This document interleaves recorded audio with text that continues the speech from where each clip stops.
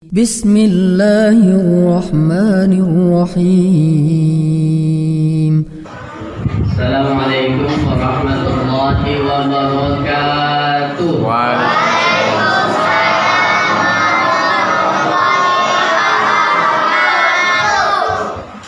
Innal hamdalillah, salatu wassalamu ala rasulillah Muhammad ibn Abdillah alladzi la nabiyya ba'dah.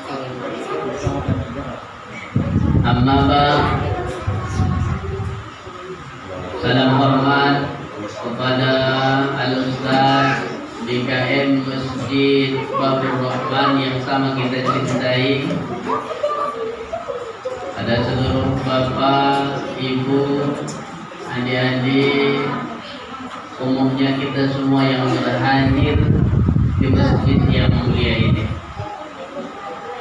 Bersyukur kita kepada Allah Subhanahu wa taala dengan ucapan alhamdulillahirabbil alamin, dan bersolawat kepada Nabi dengan ucapan Allahumma sholli ala sayyidina Muhammad wa ala ali sayyidina Muhammad. Mudah-mudahan dengan rasa syukur yang kita ungkapkan lewat lisan alhamdulillah dan sholawat yang kita sampaikan ke Rasulullah, mudah-mudahan kita semuanya menjadi umat yang mendapat syafaat beliau dan bisa berjumpa dengan beliau di jannahnya Allah Subhanahu wa taala. Amin ya rabbal alamin. Baik Bapak Ibu yang dirahmati Allah, kegiatan sehari-hari saya guru di Pondok Pesantren Darul Quran Tambak Rejo. Nah, kalau pernah dengar sekolah Tahfiz Quran, saya salah satu tenaga pengajar di sana. Saya guru di Aliyah, mengajar fikih, dan di Sanawiyah mengajar mutolaah dan nahwu. Nah, selain itu kebetulan kita juga punya yayasan dakwah. Saya ketua umum Yayasan Sahabat Dakwah Peduli Muslim Daerah Samosir. Dulu namanya Bina Muslim Minoritas, tapi karena butuh fokus saya ambil fokus di Samosir. Sampai sekarang sudah berjalan 2 tahun. Jadi kegiatan sehari-hari selain di pondok, mengkoordinir dakwah di sana. Ada ustaz yang kita kirim berdakwah di sana, mengajarkan Islam di Samosir. Karena kalau tidak ada benteng ke sana, khawatir kita Islam itu habis dari sana. Dan terbukti ada namanya di sana Desa Tamba. Dulu di situ ada musola kurang lebih sebesar masjid kita ini. Tapi sekarang musola itu tinggal kenangan, muslimnya pun tak ada lagi di situ. Ya, terakhir sekitar 4 tahun yang lalu itulah muslim terakhir dari situ. Meninggal ibu itu, udah habis, tak ada lagi. Mau pemakamannya pun, mau mandiannya hampir rebut-rebutan, karena keluarganya sudah non muslim semua. Dan datang kelompok kita yang Islam. Nah, terjadilah dialog mufakat, akhirnya tetap diserahkan secara Islam. Ya. Jadi itulah yang menggugah hati sehingga kita berdakwah ke sana. Ya, tapi nanti kalau buat perkenalan tentang itu, bolehlah cerita-cerita. Ini kita ceramah dulu ya. Baik, Bapak Ibu yang dirahmati Allah, nanti perkenalan boleh kita cerita-cerita selesai terakhir ya. Hari ini saya ingin menyampaikan satu ungkapan di dalam kitab Maqasidus Shaum yang ditulis oleh ulama kita Izzuddin bin Abdussalam. Apa kata beliau? Tujuan Allah mewajibkan puasa ini adalah li ghufrani dzunubi al-mujibati lin-nar. Tujuan Allah mewajibkan kita puasa adalah sebagai media pengampunan dosa. sebagai apa tadi? Media pengampunan dosa. Lewat puasa ini Allah pengen menunjukkan sayangnya ke kita untuk mengampunkan dosa dan kesalahan kita di hari-hari yang lalu. Maka ini mohon maaf Bapak Ibu, kita agak santai aja ceramahnya. Ada ungkapan begini, coba perhatikan ya. Nanti kalau saya tanya, tolong dijawab.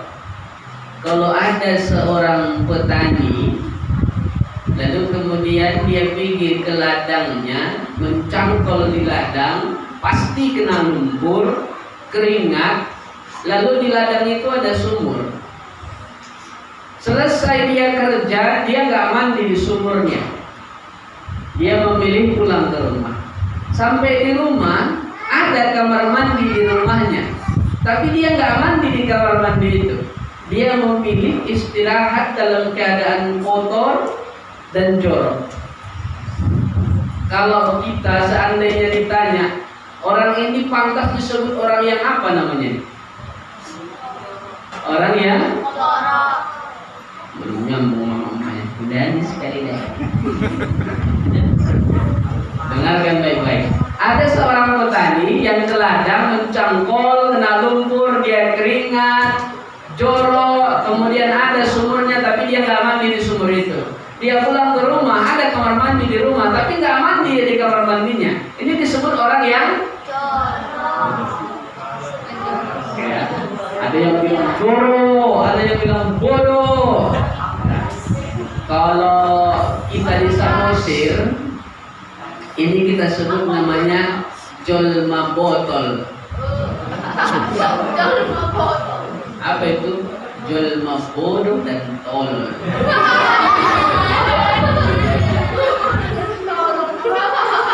Kenapa? Ada sumur tempat mandi dia tak mandi.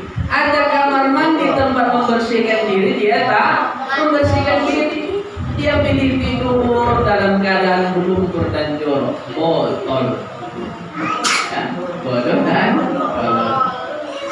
Tapi saya ingin bilang Bapak Ibu hadirin yang dirahmati Allah, begitulah perumpamaan Ramadan Allah ciptakan untuk kita.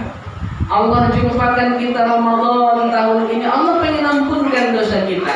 Ada yang kotor dalam diri kita, dosa dan kesalahan, lalu Allah berikan medianya puasa.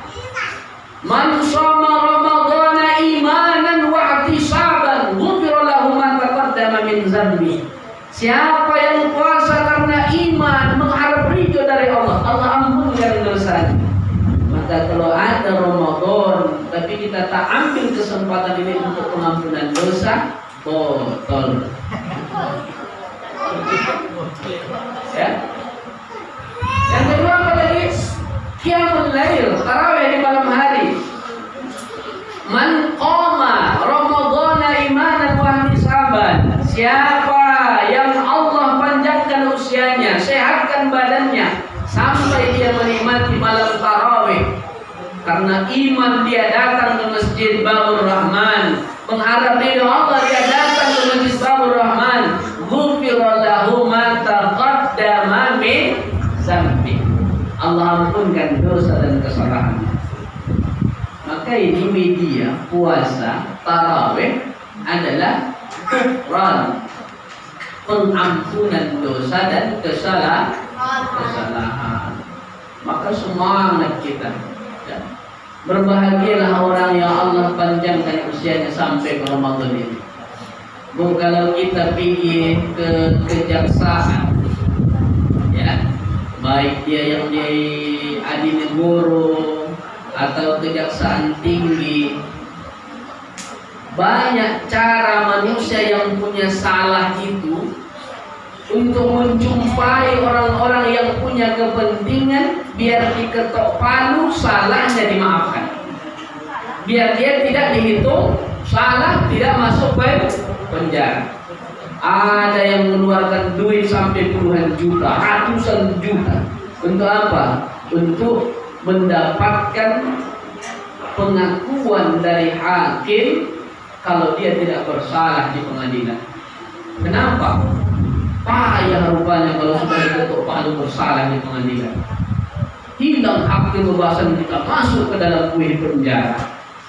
Tapi ingat, pengadilan dunia, salah di dunia, masuk penjara, berpisah dengan keluarga, ada masanya. Paling 10-20 tahun paling lama hukuman Indonesia. Tapi bayangkan Bapak Ibu, ada salah kita, ada dosa kita, ada kesalahan kita, lalu diketok palu di pengadilan Allah Subhanahu wa Ta'ala. Dihitung bersalah, dihitung dosanya terlampau banyak.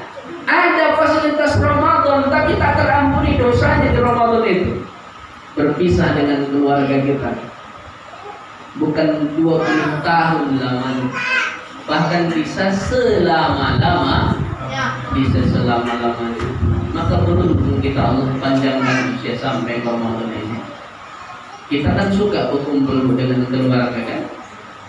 Kalau di tempat kami di sana di Serotan, karena memang kebanyakan masyarakat itu kerjanya itu kerja bangunan, itu asal hari Sabtu kan gajian. Kalau bahasa kami terima rapor, ya, malam minggu itu sering kumpul-kumpul. Tetangga nanti kumpul 4-5 keluarga, gabung-gabung di situ, minum-minum kopi, cerita-cerita. Kenapa? Enak memang kumpul-kumpul. Ya. Tapi seandainya perkumpulan itu di surganya Allah Subhanahu wa Ta'ala, ada ayah berkumpul dengan anak-anaknya, ada suami berkumpul dengan istrinya, ada sahabat berkumpul dengan sahabatnya, dan perkumpulan itu di surga, insya Allah itu luar biasa nikmatnya. Jauh kenikmatan itu melebihi kenikmatan yang ada di dunia ini. Maka yuk kita manfaatkan fasilitas Ramadan, mengampunkan dosa dan kesalahan kita, sehingga kita menjadi ahli surganya Allah Ta'ala. Ustaz, ada kan kadang-kadang ini, Ustaz, kami betulnya datang Ramadan ini senang hati kami, tapi entah kenapa setan ini juga lah. Asal siang Ramadan, jangankan es, air keran itu pun enak tengok. Asal malam siap buka puasa langsung mengantuk lah matanya, tak semangat lagi pergi tarawih. Setan ini juga lah Ustaz. Bapak Ibu, ada garansi dari Rasulullah, setan itu nggak menggoda di Ramadan. Idza ja'at Ramadan futihat abwabul jannah. Kalau datang Ramadan, pintu surga dibuka lebar-lebar. Wa ghulliqat abwabun nar, ditutup rapat-rapat pintu neraka. Wa suffidatis syayatin, dibelenggu setan tidak menggoda manusia. Lalu pertanyaannya, kok ada yang tak puasa? Kok ada yang molor gak ikut tarawih? Kok ada orang yang maksiat di Ramadan?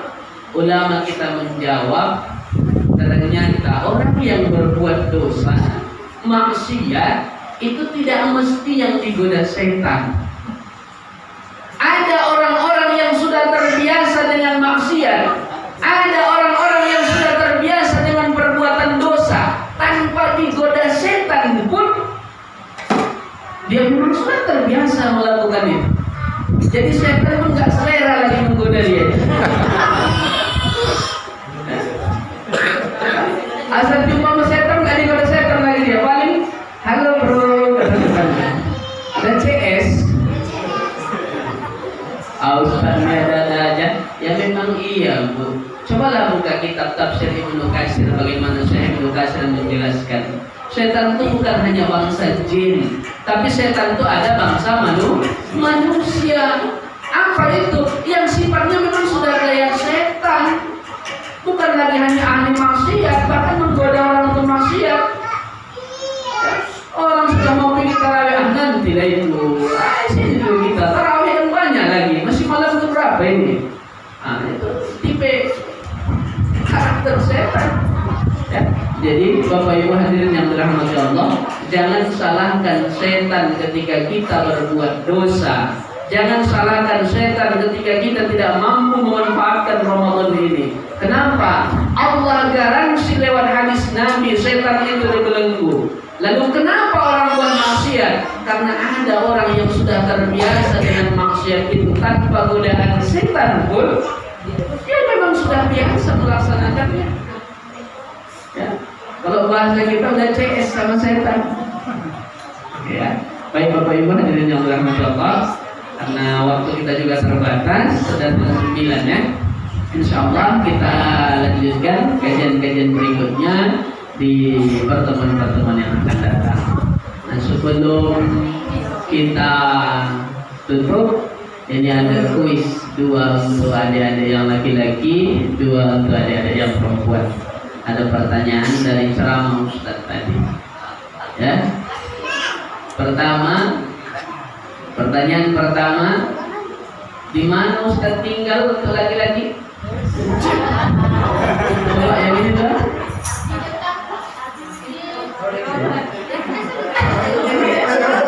Di Serotan, ya betul. Nah, di Serotan ya. Siapa Satu lagi, coba dengarkan. Apa pelajaran yang Ustaz ajarkan di Pondus Darul Quran? Oh iya, pikir. Coba mana dia dorong pada mana? Ya, sini mana? Ini Ustaz. Ada di sini. Iya, ini ada juga. Oh, di sini. Tapi ada lah ya. Oke. Sudah perempuan tinggal 1. Nanti kita sama satu. Iya. Ya, untuk perempuan.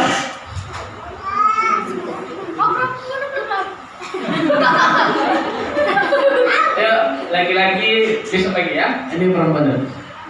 Apa fasilitas pertama yang Allah sediakan di bulan Ramadan sebagai pengampunan dosa? Tunjuk tangan. Apa?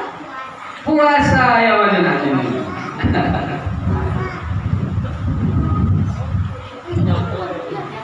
Ya kasih jalan.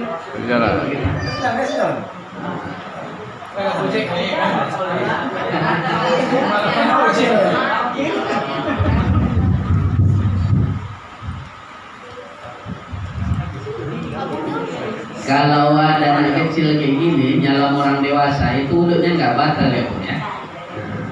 Jadi udah nampak tadi di salam anak kecil nggak uduk lagi Ustaz itu. Laki-laki dan perempuan, kalau kecil perempuannya itu nggak batalkan uduk. Satu lagi, selain puasa, apa fasilitas pengampunan dosa yang Allah sediakan di Ramadan? Ya, yang merah. Sholat apa nak? Sholat tarawih, ya betul. Ini kayaknya mamanya yang dapat ya.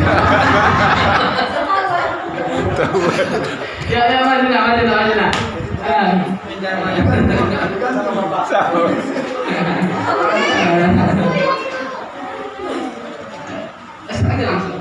Sama dulu Ustaz. Alhamdulillah. Kasih. Alhamdulillah. Baik Bapak Ibu hadirin yang dirahmati Allah, itulah kajian kita pada malam hari ini. Mudah-mudahan kita semua semakin semangat untuk menjalani Ramadan ini. Letih kita insya Allah menjadi lillah.